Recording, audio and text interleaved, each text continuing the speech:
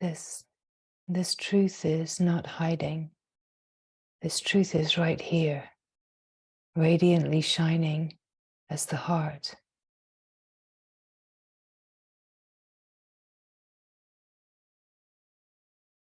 This truth, this true nature has never been hiding, never been diminished in any way. The whole radiant totality is right here, and you are one with that. In the not knowing, in the wide openness that is right here in the simple being. The truth is known by itself. The self is known by itself.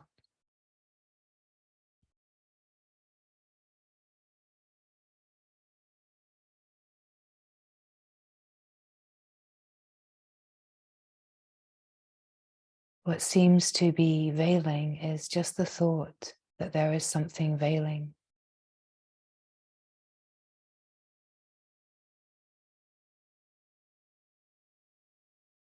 A thought away from this truth, always. If there is a sense that it is not here, that you are not the freedom and the stillness, a thought away. There is a belief in the thought that you are somehow bound and separate, somehow divided, then that thought will give rise to the seeker and the idea that I can seek for liberation. And the play of opposites will dance, and the truth that is always here is overlooked. The glorious truth is always here. The love and the happiness that is so deeply longed for is always here. We are only ever a thought away from it if we imagine it is not. It might seem like a tangle of thoughts away from it. And it is when we come to be the awareness, the aware being, the remembering, the direct experience of being the being that is radiantly shining. Not someone who is radiantly shining, but the being that is radiantly shining as someone, right? True perspective, clear perspective. It is never about the someone getting this, holding it, grasping it, understanding it. This is about being the radiance of the being the aliveness of life that is giving life and animating the mind-body. It's all one, everything is included, but we have to see this from the true perspective in order to not be in the belief of being bound, of being separate, of being divided. It is still that refinement happens until everything that needs to refine is refined. And this happens in divine timing, right? Can feel like, oh, there's nothing left. Everything, when the sense of openness, the sense of clarity is here, it feels like, how could anything interrupt this? And then things come in, and it feels like such an extreme to feel so clear and free, and then to feel so bound and constrained. And yet, of course, you are never actually bound. There's just a process happening. And that process is the Maya, right? It's the concealment.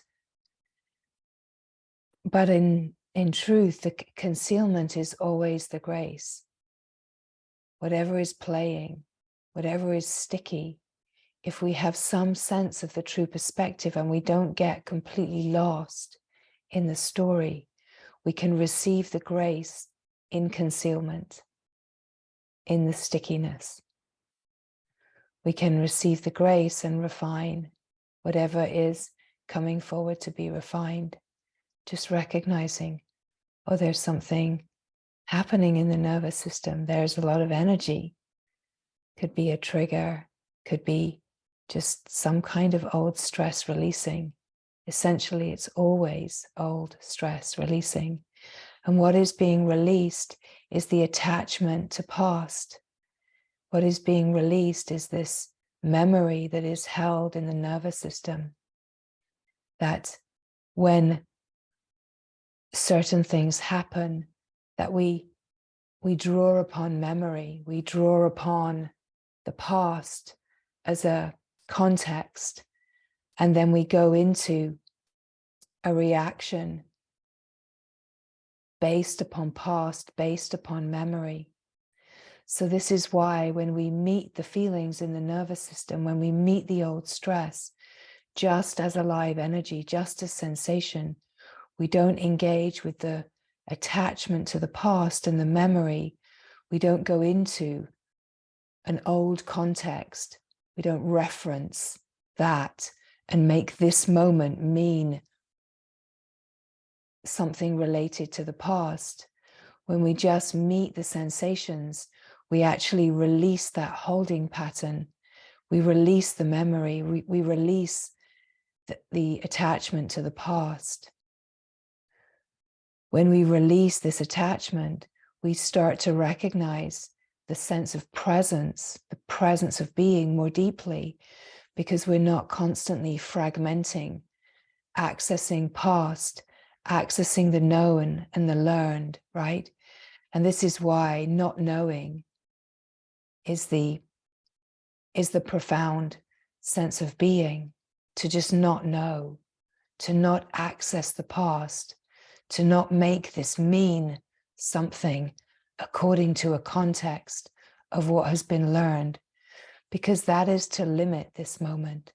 This is how the mind and the thinking and the habit to move to memory and past limits this moment.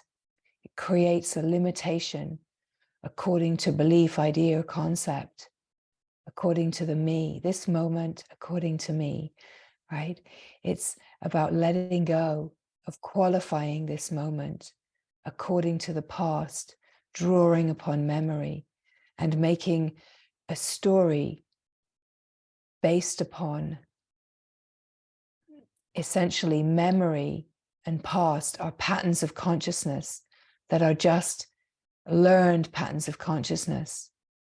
And when we start to recognize the mechanics of this, and we can allow the patterns of consciousness to move like old stress in the nervous system to be felt as sensation, we allow these holding patterns like stagnant pools of consciousness in holding patterns, we allow it to flow, and we allow life to come in and illuminate and bring vitality to the areas that have been stagnant and holding a sense of memory and past, holding a sense of the misunderstanding, the story that there's something wrong with me, there's something lacking, the deficiency story, right?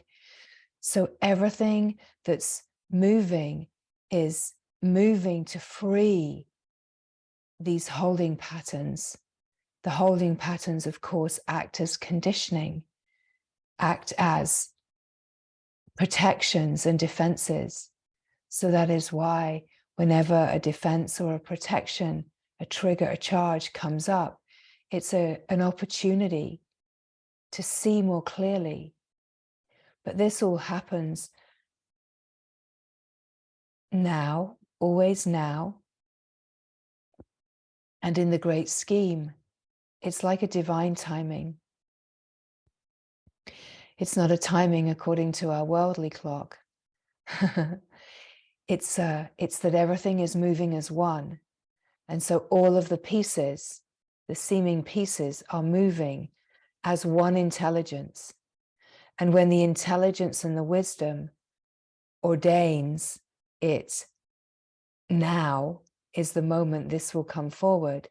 This is the moment, because any movement affects the whole, right? So that is why, as well, we see within certain systems, like we could say astrology and Jyotish, we see certain patterns of movement that are affecting the whole, like that we might call like planetary movements that are affecting the whole, right? Everything is part of that whole. It's even bigger. It's even really bigger than planetary movements. But all of that is part of the great science, the true science, which is the wisdom, the divine wisdom, right? Everything is moving according to itself. It's one movement. And so whatever is happening is never anyone's fault. Everything is being, we could say, ordained or animated from the same source. Everything is happening according to the laws of nature.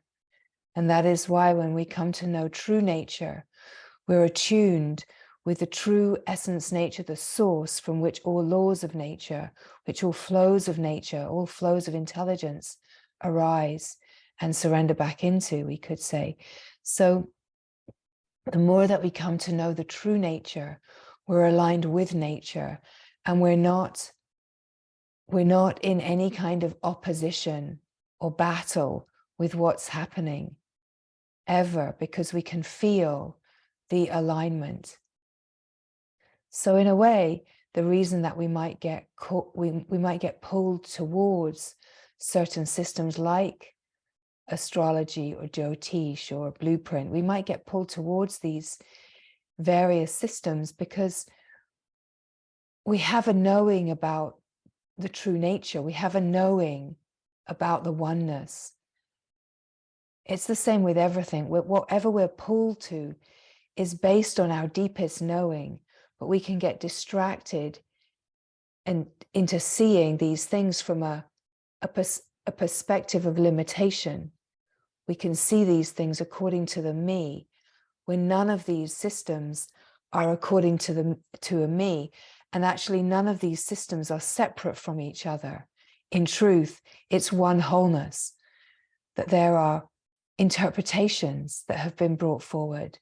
There are interpretations of everything that has been brought forward. But in true essence nature, it's all one, right?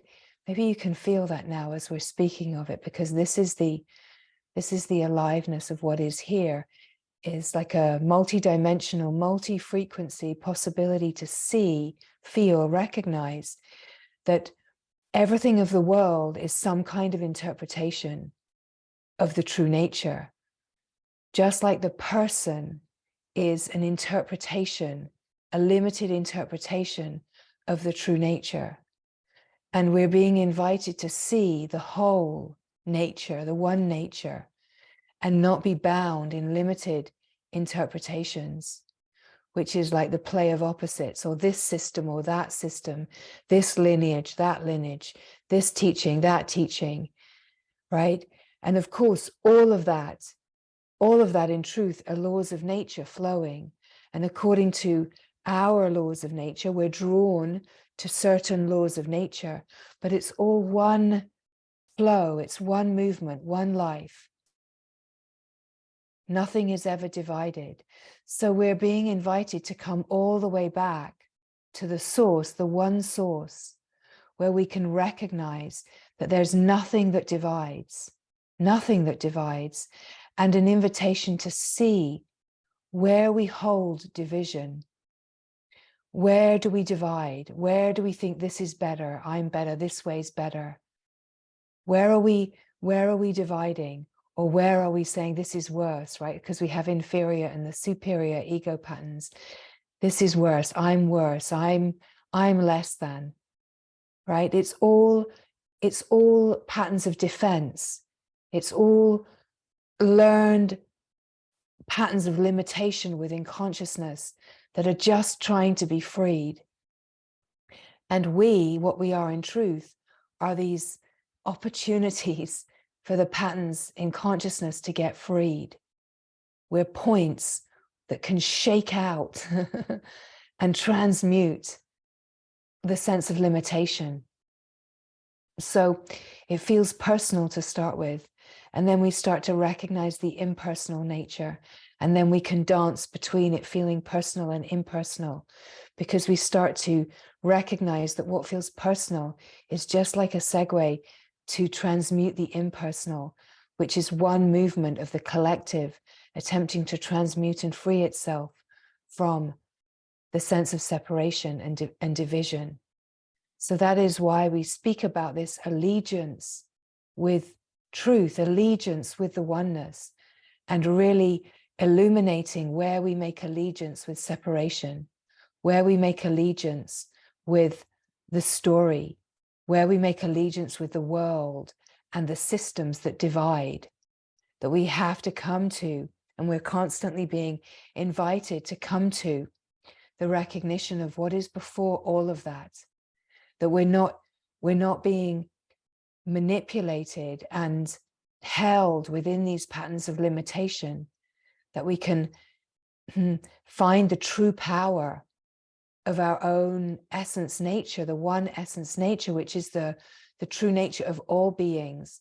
And we can rest in this great illuminated principle, this great light of wholeness, and illuminate how, the great conspiracy.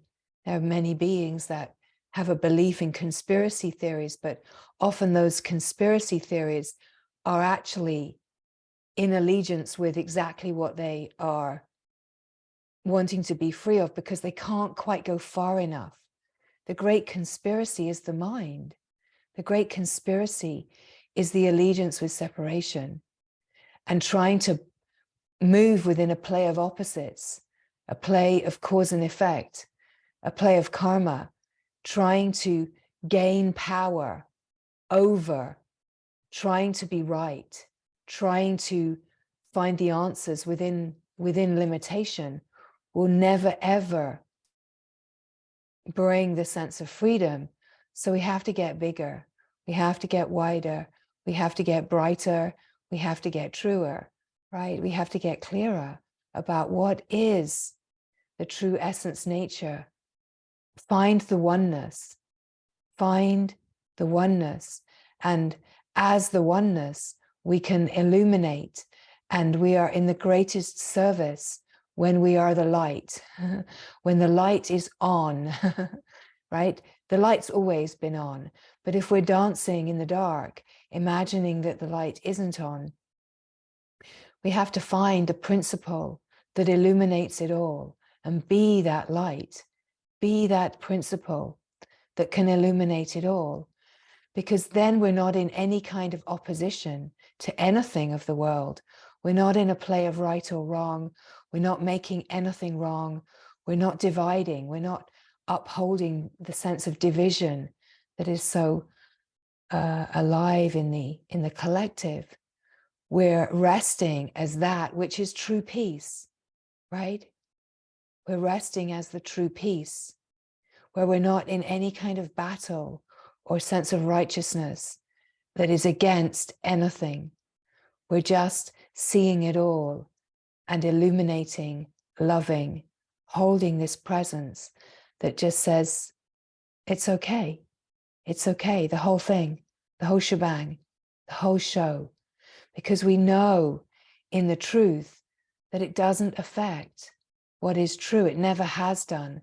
And if we get taken out and get pulled into it, and we get pulled into a play of opposites, a play of cause and effect, then we're part of it. We're lost in it, right?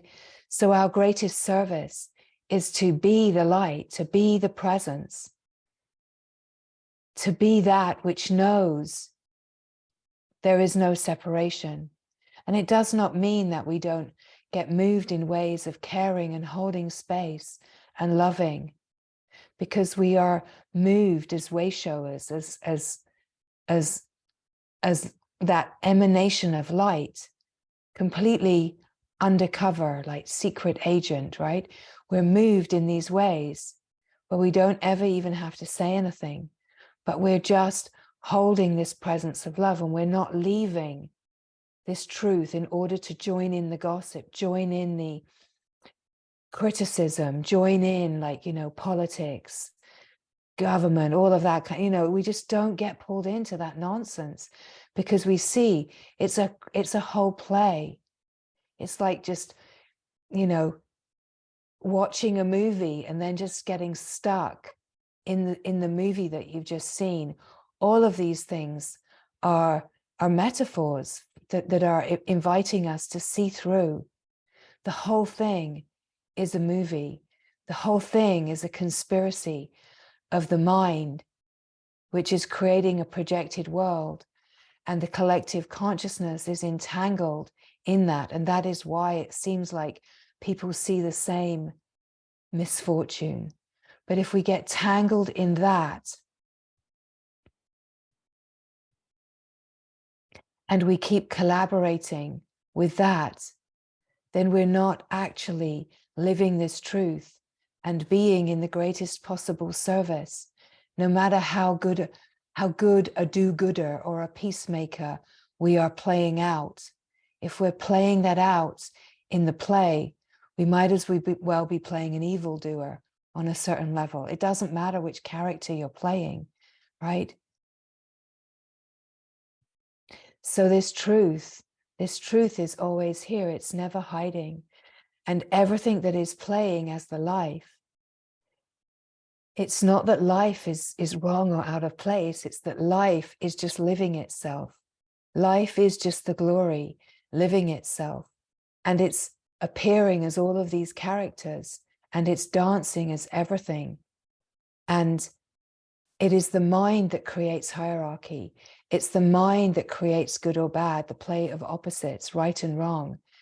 And the invitation of coming to true nature is to keep looking and transmuting every place that is dividing into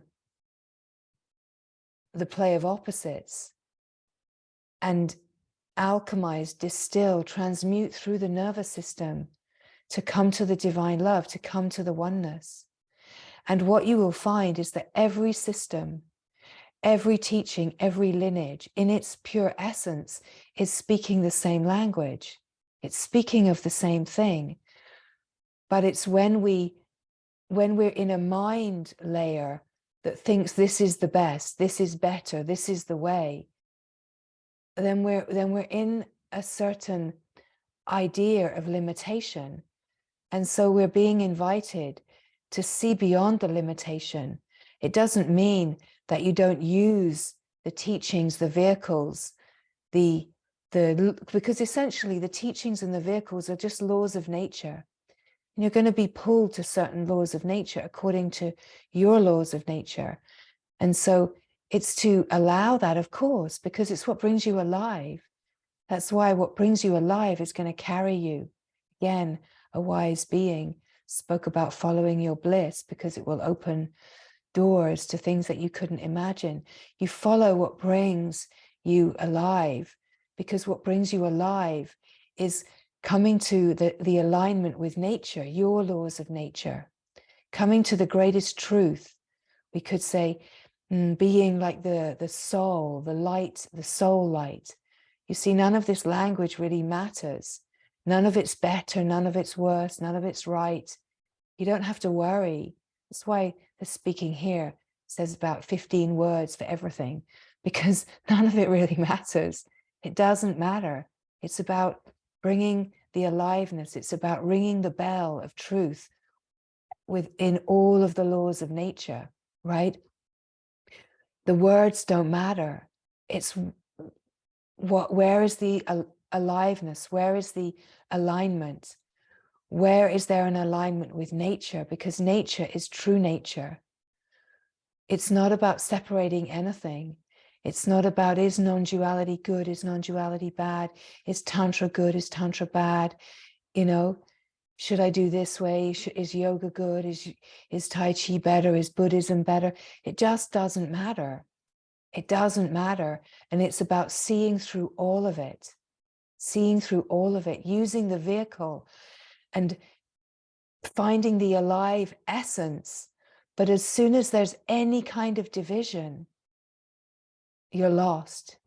It doesn't matter what you're up to, right? We're back to this sense that there's no hierarchy in illusion. There is no good and bad. There's no right or wrong. There's no right way, no wrong way. It's about coming to the distilled essence of why you're called in any direction, whatever you're called to. It's finding the essence, and it's about finding where there is division in it. It's about letting our whole functioning be a flow of devotion, letting our whole functioning be a whole flow of devotion, being in utter submission, and then just enjoying, being life, enjoying itself. This is really what we're here for, is to free everything, be in the joy, be the flow of nature, the flow of life, enjoying itself, being the light, being the peace, the flow of freedom, whichever configuration the laws configure you as a point, as flowing in the oneness, flowing as the oneness, right? It doesn't matter what happens. The movie, the story is a projection of the mind, and what you take personally, what you defend against, what you are triggered by, what you resist, these are all your teachers. This is the grace of Guru, right? This is where life is Guru. Everything that you want to push away, everything that you want to find wrong, everything that you want to label, everything. And so, we can feel very free, very alive, and then something pops in and it's like, oh, okay, here's the right timing for this to happen. And it doesn't have to be a trigger or a big deal. It's just that you're playing a part in some divine movement that's affecting everyone that's involved in that flow. You just have to let it happen. You have to be the character you have to be, whether you're a goodie or a baddie or an in-betweenie. It doesn't matter. Let it all happen. Let it all play out. Let everyone have their tantrums. Let everyone have their opinions, their judgments. Let everyone lose their rag and do whatever they want to do. It doesn't actually matter. Stay true, stay true. When you stay true as the light and you just hold this truth, you don't hold any story, you don't project any ideas, you don't make anyone right or wrong. You just watch as the stillness, as the silence, and say, oh my, look at that. Even if you're playing a character in it. And of course, if you're playing a character in it and you feel like there's disturbance or tweaks or stuff that's arising, alleluia, what incredible grace that this is coming forward. So you just keep meeting everything, every contraction, everything. You don't hold it as an opinion or a judgment. You don't point it or project it anywhere. You just allow everything that's here to come forward and receive it as grace.